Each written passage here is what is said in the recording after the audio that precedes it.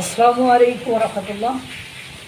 মবের pressure group বলা শফিকুল আলম, মানে আসিফ, হান্নান মাসুদ, এদের কারণেই এই মিটফুটের মতো যে হত্যাকাণ্ড, নারকীয় হত্যাকাণ্ড, বর্বরচিত হত্যাকাণ্ড, প্রস্তর যুগের হত্যাকাণ্ড, মাৎসন্যায়ের মতো যে অরাজকতা বাংলাদেশে বিরাজ করছে, এর জন্য এরাই একেবারে সরাসরি জড়িত।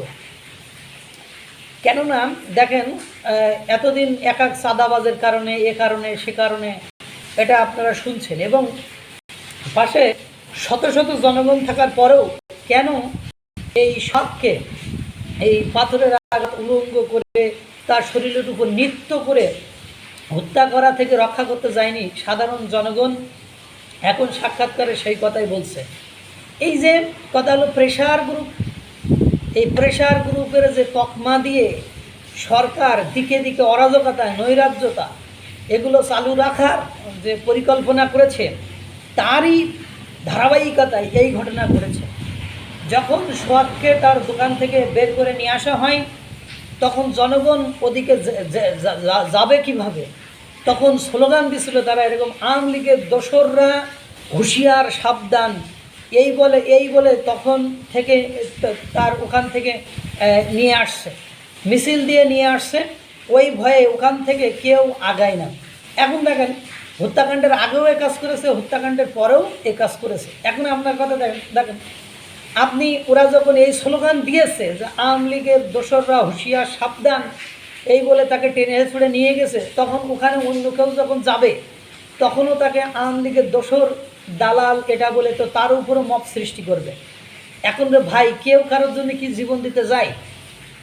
এখন এই যে কথা, ওখানে আপনি সরকার, যেখানে সরকারের প্রেস সচিব শফিকুল আলম যেখানে প্রেস ব্রিফিং করে বলতেছে যে এগুলো জনরোষের শিকার, এগুলো 17 বছরের যে ক্ষোভ, রাগ, হতাশা, সেগুলো থেকে এগুলো সৃষ্টি হচ্ছে। তারপরে আপনার এগুলো হলো আপনার মব নয়, এটা হলো প্রেশার গ্রুপ।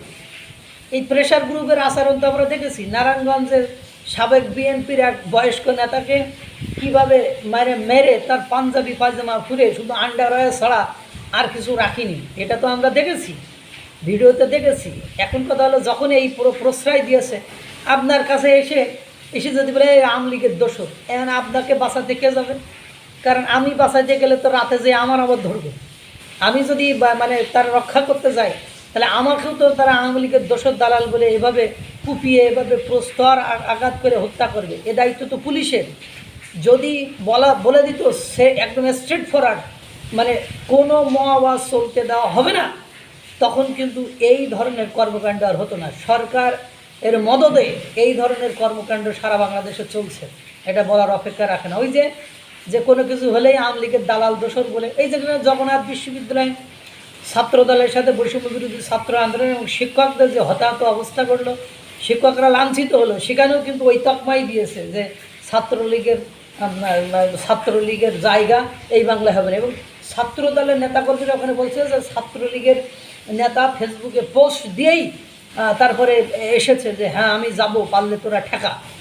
তাহলে এখন বোঝেন যে এই শব্দগুলো যে উনার মতন একজন প্রেস সচিব কেমনে বলে, কোন যোগ্যতায় বলে, কী কারণে বলে, এইটার কৈফিয়ত আগে চাইতে হবে। উনাকেই সবার আগে আইনের আওতায় নিয়ে আসতে হবে। এই যে ভিভি নূর বলছে 11 মাসে 11,000-এরও বেশি এই সোহাগের মতো করে হত্যা করা হয়েছে, সেগুলো সব ধামাচাপা পড়ে যাচ্ছে, সেগুলো সব মিডিয়া আসছে না।